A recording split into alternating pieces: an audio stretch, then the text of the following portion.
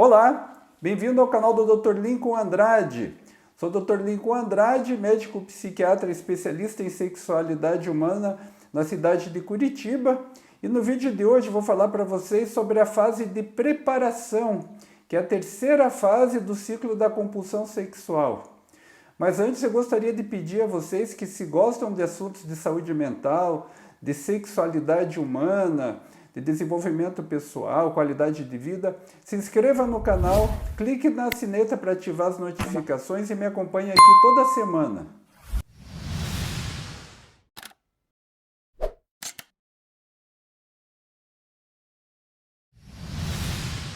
Então, gente, vou falar para vocês agora sobre a fase de preparação, que é a terceira fase do ciclo da compulsão sexual. Lembrando que a primeira fase é a fase de dormência, a segunda fase é a fase dos gatilhos, sobre as quais já falei em vídeos anteriores, e a terceira fase, que é a fase de preparação, é quando os gatilhos são disparados e a pessoa começa a se preparar para poder entrar em ação e praticar algum ato sexual.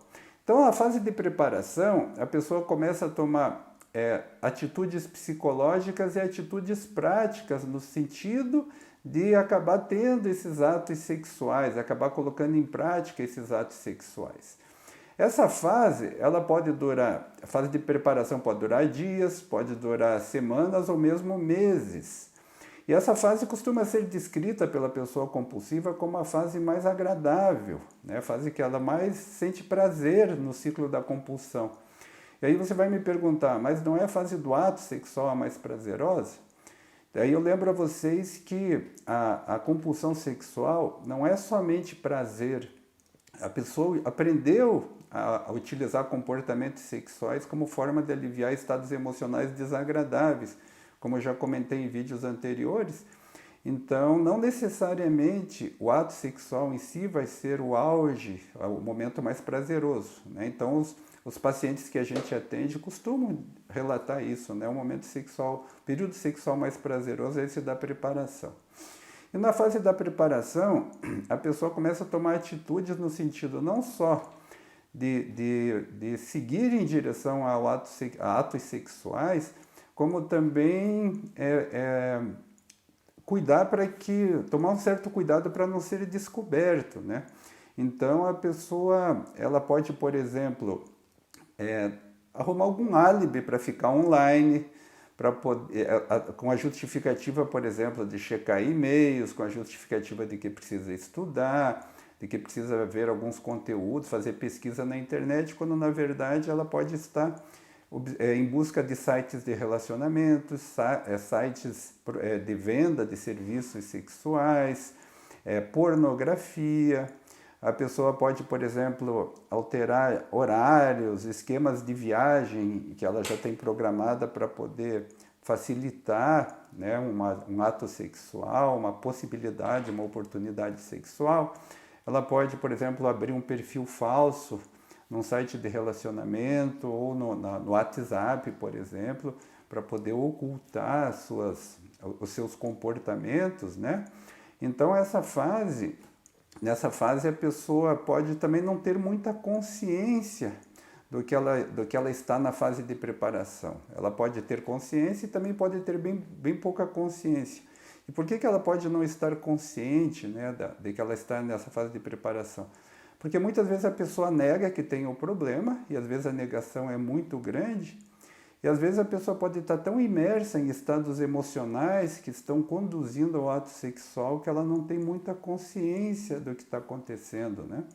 Aí ela toma algumas decisões que aparentemente são pouco importantes, que não são decisões que vão conduzi-la em direção a algum tipo de prática sexual, e ela acha que são decisões pouco importantes e, na verdade, são muito importantes. Vou dar um exemplo para vocês. A pessoa está voltando do trabalho, de repente ela passa diante de uma casa de prostituição. E daí ela fica assim, puxa, que coincidência, né? Passar aqui bem na frente. Daí acaba chegando lá naquela casa de prostituição, entra na casa de prostituição e depois diz assim, puxa, foi uma coincidência, não foi culpa minha, né? Aconteceu de eu passar ali na frente. quando na verdade ela nem teve consciência de que de alguma maneira ela acabou dando um jeito de passar ali na frente daquela casa, né? Então, as estratégias psicológicas que uma pessoa utiliza nessa fase, né, que nós estamos falando da fase de preparação, elas são baseadas em duas coisas: distorções cognitivas, que são distorções do pensamento, da forma de pensar, e crenças que a pessoa tem, que são crenças limitantes, que causam algum tipo de limitação. Todos nós temos distorções cognitivas e crenças que são limitantes em algumas áreas da nossa vida. Mas no caso assim, mais específico do que estamos falando, a pessoa utiliza uma série dessas distorções cognitivas para poder, de alguma maneira, justificar o seu comportamento. Então, vou dar um exemplo para vocês. A pessoa pode ter um ato sexual, ter uma atitude sexual, por exemplo, sair com uma garota de programa e depois dizer assim, para dizer a si mesmo: eu fiz isso não porque eu queria, eu fiz isso porque o meu relacionamento está ruim, eu fiz isso porque minha esposa não me entende, porque ela tem menos desejo sexual do que eu e por isso que eu acabei tendo que procurar uma garota de programa. Então, essas justificativas que a pessoa dá para si mesma, por exemplo, nesse caso, ela é uma distorção cognitiva que ela está culpando a outra pessoa pelo seu comportamento. Ela pode também justificar da seguinte maneira: eu amo a minha esposa, ou amo meu marido, eu não pretendo deixar minha esposa, não pretendo deixar meu marido, eu cumpro minhas obrigações no casamento muito bem. Essa saída que eu dei aqui com uma prostituta ou com uma colega de trabalho, ou aquele sexo feito via internet, em sites profissionais, isso aqui não vai prejudicar meu casamento, não vai prejudicar meu relacionamento. A minha esposa ou o meu marido não vai ficar sabendo do que aconteceu, né? Eu vou continuar amando, né? Ele vai continuar sendo amado, ela vai continuar sendo amada, e nem vai saber o que aconteceu. Então, na verdade, eu só estou cuidando de mim, né? Estou atendendo a uma necessidade minha sem causar prejuízo para o meu cônjuge, para minha esposa, meu marido.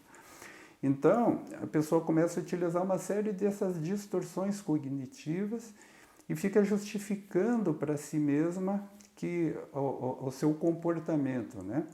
Então, uma vez que essa fase de preparação, independente se ela durou horas, durou dias ou até meses, parece estranho falar em meses, né? Mas às vezes a pessoa tem uma viagem de trabalho marcada para dali 2, 3 meses e ela, consciente ou inconscientemente, ela começa a preparar o terreno para que ela tenha essa oportunidade sexual lá naquele momento. Então, uma vez que essa fase de preparação ela andou, ela aconteceu, evoluiu, a fase seguinte, o que acontece? A pessoa acaba saindo da fase de preparação e indo para a quarta fase do ciclo da compulsão sexual, que daí sim é a fase de ação propriamente dita, quando a pessoa entra em ação e toma uma atitude prática no sentido de ter algum tipo de prática sexual.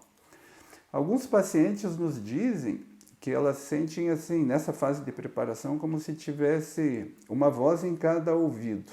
Então, num dos ouvidos tem uma voz de um santo, de um anjo, dizendo assim: não faça isso, isso não é bom, isso é ruim. Aí no outro ouvido tem um diabinho dizendo: faça que você tem vontade, é importante para você. Aí no ouvido do anjo, o anjo diz: você vai se prejudicar, você vai prejudicar seu casamento, você vai se complicar. E o diabinho ali diz: não, vai ser prazeroso, vai ser gostoso, você vai aproveitar, vai ter prazer, vai ser muito bom. E eles dizem que no final a voz do diabinho, entre aspas, acaba vencendo essa disputa, e quando essa voz, entre aspas, vence a disputa, a pessoa sai da fase de preparação e entra na fase de ação. Então, e quando entra na fase de ação, que é a quarta fase do ciclo de compulsão sexual, aí a pessoa vai realmente ter algum tipo de prática sexual e vai ser assunto do nosso próximo vídeo, ok? Então, eu tentei enquadrar de um modo mais objetivo, de um modo mais prático e curto, para que fique clara essa fase, que é uma fase assim que quase não se fala dela, que é como se ela não existisse, mas que ela é assim bastante importante. E quando a gente trabalha no consultório, orienta o paciente, muitas vezes ele diz: puxa, eu nunca tinha parado para pensar nisso, mas agora eu estou percebendo que é bem assim que isso funciona. Então, gente, no próximo vídeo vou falar para vocês sobre a fase de ação do ciclo da compulsão sexual.